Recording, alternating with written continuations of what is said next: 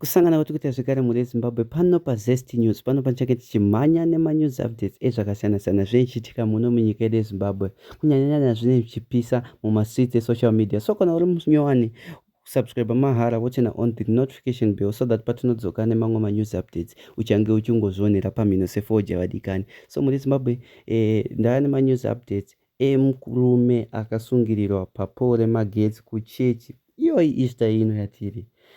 So vanhu vakawanda vanga vachibvunza mumacomment section edu kuti kuchechi kunozosungirirwa munhu sei paPaul Magetsi zvichiri zvekunamata here kana kuti zvazvimwewo zvenyika.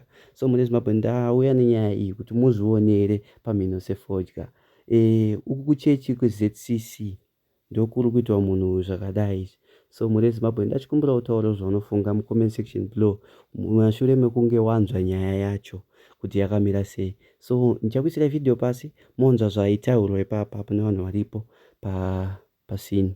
So muri Zimbabwe enjoy the video and please don't forget to share nevadikani kuti vaone chiituko ichi. Enjoy the video. Thank you.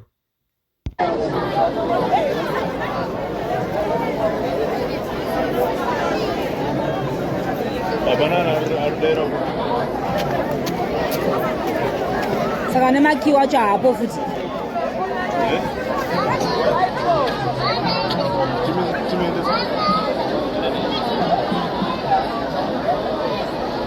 Kana mukatu.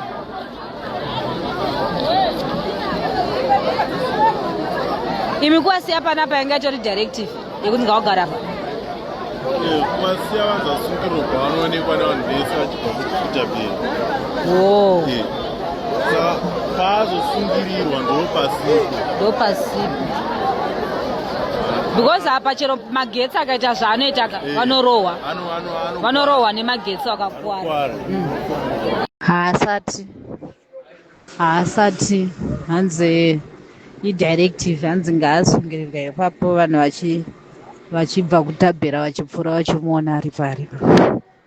Saka asati asunungurwa. Mene kuti achasunungurwa nguva.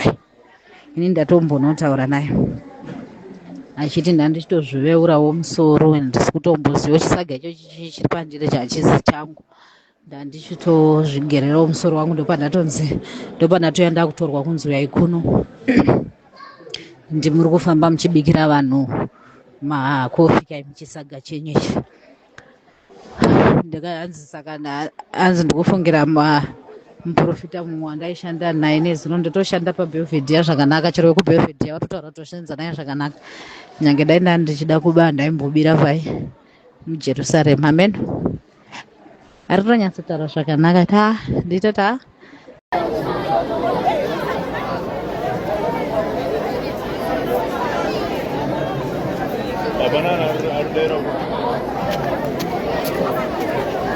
Saka nemakiwa chapo futhi.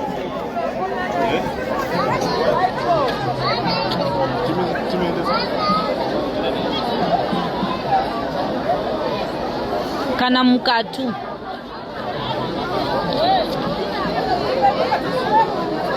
Imikuwa hapa na paenga